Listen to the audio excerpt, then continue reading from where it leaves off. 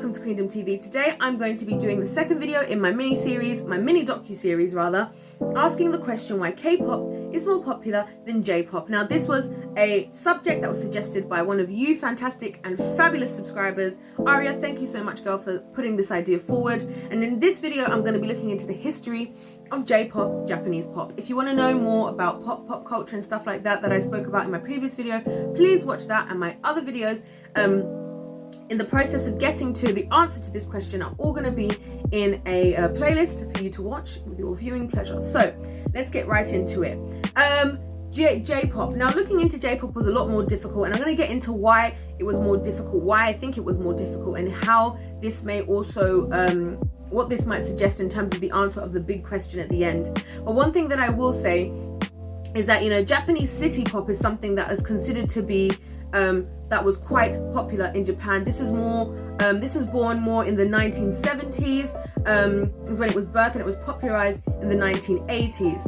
Now Japanese city pop is not by any means, by the way, J-pop, but I just thought it was a good starting point. Also, it's a bit later than, if you look at, if you're already comparing the timelines, it's around the similar time when you know, in terms of Korea, they had not been allowed really to be doing the K-pop, or at least where K-pop was on its way, on its rise at this point.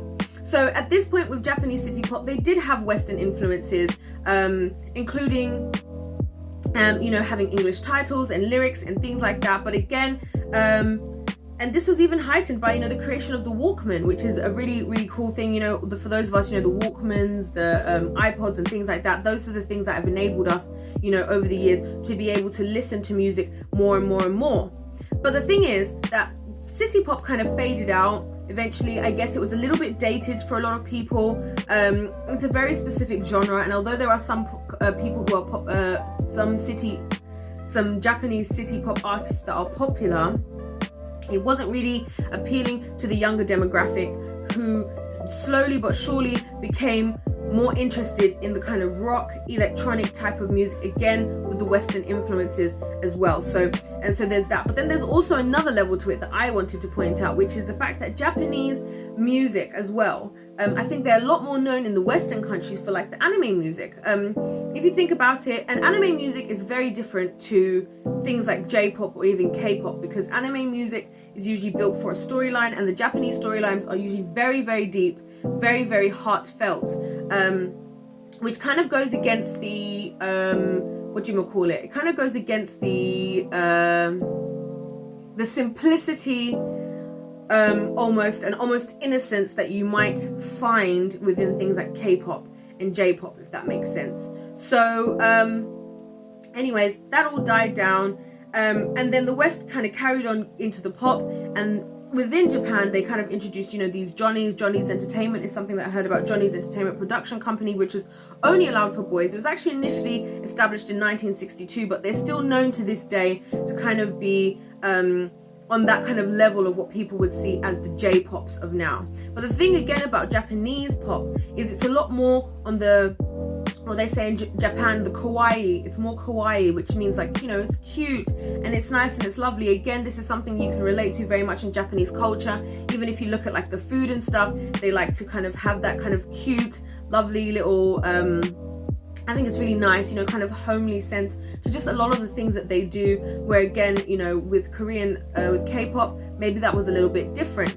One of the things that I discovered is that Japan has one of the biggest, I think it's the second largest music market in the world. So that's another interesting thing to think about, that although we might not be having this massive reliance and this massive visualization, and when I say visualization I mean you see K-pop everywhere, Japan in the music field is doing quite a lot. And I mean, if you think of Japanese pop culture, which is something I didn't really talk so much about in my previous, in my K-pop video, my history of K-pop, I didn't talk so much about pop culture. But if you look at pop culture, you can see a lot more strength from the Japanese pop culture, because, you know, you have all of the different animations they do have, which have a massive play in the pop culture. Another thing that's worth mentioning about the Japanese in this video in particular might be the fact that although they're the ones who kind of really maximize a lot as well in terms of selling merchandise,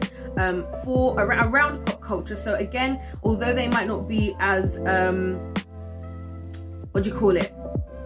visually popular as K-pop, they do also have their strengths. And like I said, they're the biggest. Japanese music market is the second biggest music market in the world. So again, is it just that it's not J-pop? Probably a lot of the anime stuff, also gaming and things like that.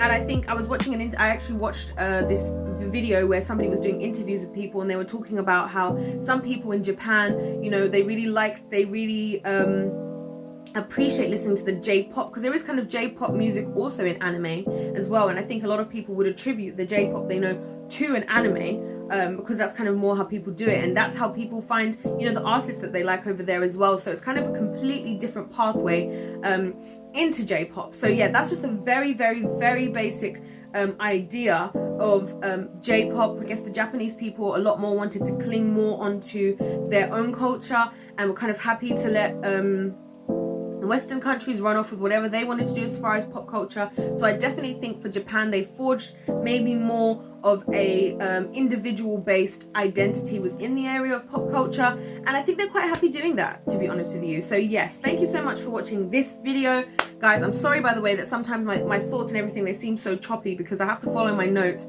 but then I also have to just like translate it in my head, you know, at the same time, to make it make sense. But yeah, let me know what you guys think in the comment section down below about J-pop and things like that. Obviously it is still popular, it is very much in existence. Let's not pretend that it isn't, let's not act like it isn't, but you know, there has just been this higher popularity, at least in the Western sense, of K-pop, and we're going to get into that. So please tune in for my next video, where I'm going to be discussing the rise of K-pop and J-pop, both in their own countries and in the Western countries, and kind of talking about the way that those businesses have been run. And then after that, we'll be finally bringing everything all together to discuss why K-pop is more popular than Japanese pop. So please check out the next video that's coming. Please like this video if you liked it. Please hit that subscribe button if you're feeling the vibe and you want to join the tribe. Comment below if there's anything that you think that I've missed. Like I said, I'm giving a very, very brief understanding, just to set some kind of foundation for us to delve deeper into the real meat of the situation, if you know what I'm talking about. And don't forget to check out the playlist with all the other videos if you haven't, and my other videos as well. Other than that, God bless you all. Thank you for tuning in, and I'll see you next time. Goodbye.